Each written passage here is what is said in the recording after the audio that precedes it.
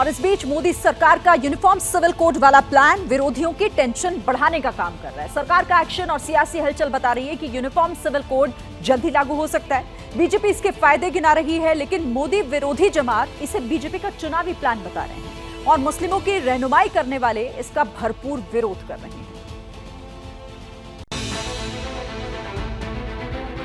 मोदी सरकार का समान नागरिक संहिता वाला प्लान, देश में मचा सियासी घमासान।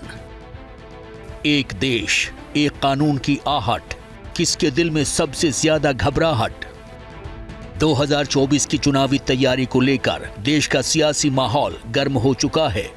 उत्तर प्रदेश से लेकर बिहार तक और मध्य प्रदेश से लेकर राजस्थान तक सियासी पारा चढ़ा हुआ है। सत्ता और विपक्ष अपने अपने हिसाब से चुनावी रणनीति को धार देने में लगा है। लेकिन इन सब के बीच देश में यूनिफॉर्म सिविल कोड को लेकर भी तैयारी तेज हो चुकी है।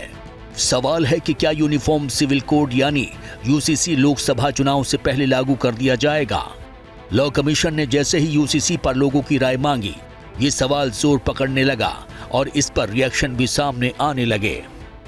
समाजवादी पार्टी के सांसद शफीकुर रहमान बर्क का ये बयान देख लीजिए, जो कह रहे हैं कि पर्सनल लॉ में कोई बदलाव नहीं होना चाहिए।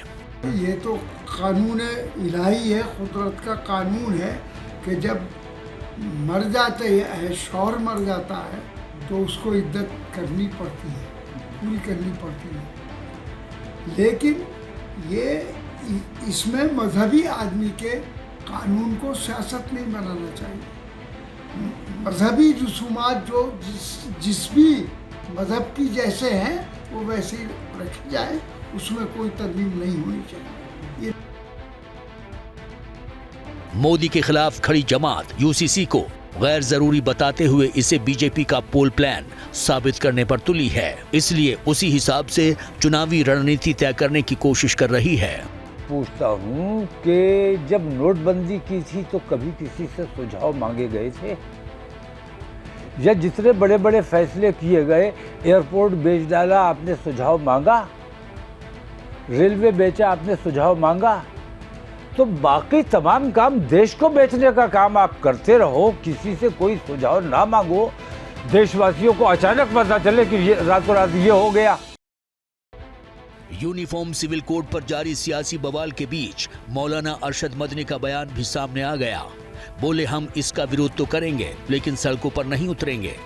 ये एक मसला है जो सियासी मसला है, इसकी कोई वास्तविकता नहीं है।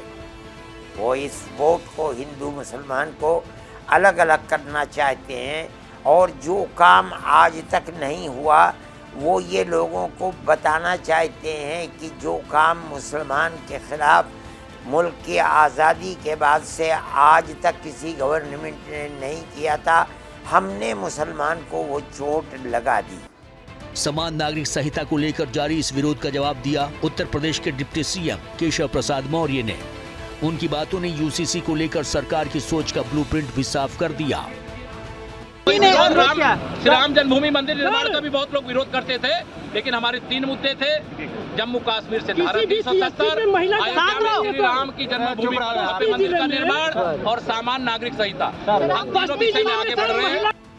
बीजेपी यूसीसी को देश के हर नागरिक के लिए फायदेमंद बता रही है, लेकिन मुस्लिम समाज से आने वाले राजनेता हों या धर्मगुरु, दोनों ही यूसीसी के प्रस्ताव का खुलकर विरोध कर रहे हैं। इसे बीजेपी का एजेंडा बता रहे हैं।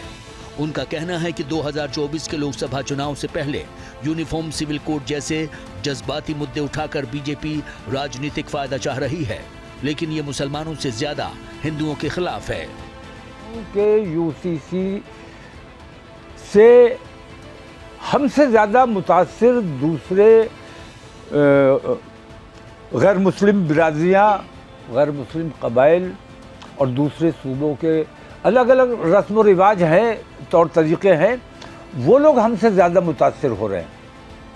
उन लोगों को आवाज़ उठानी चाहिए। भारतीय जनता पार्टी तो 12 महीने 24 घंटे चुनावी मोड में रहती है। एक तरफ पूरे देश में कॉमन सिविल कोड लागू करने की बातें हो रही हैं, तो दूसरी तरफ उत्तराखंड भी इसके लिए तेजी से कदम बढ़ा रहा है। वहां की सरकार यूसीसी का फाइनल ड्राफ्ट 30 जून को पेश करने वाली है। इसका ऐलान पहले ही कर चुके मुख्यमंत्री पुष्कर सिंह धामी ने आज एक वीडियो ट्वीट किया। कोई भी किसी जाति का होगा, किसी धर्म का होगा, किसी पंथ का होगा, किसी समुदाय का होगा, सबके लिए एक समान कानून होगा। समान नागरिक संहिता का विरोध हो रहा है, आगे भी होगा, लेकिन हालात बता रहे हैं कि सरकार इस पर कदम पीछे खींचने को तैयार नहीं है। जैसे ही घड़ी का काटा दोपहर 2:30 पे आए, बबीता जी का दिल सास बहू साजिश के लिए मचल जाए। और ये है इनकी बहू, पूरे दिन ऑफिस की टेंशन हो जाए गॉन जब ये करें अपना फेवरेट शो फ्री टाइम पे ऑन।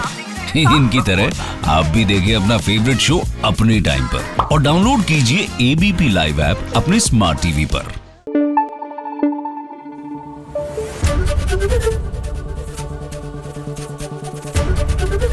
एबीपी न्यूज आपको रखे आगे।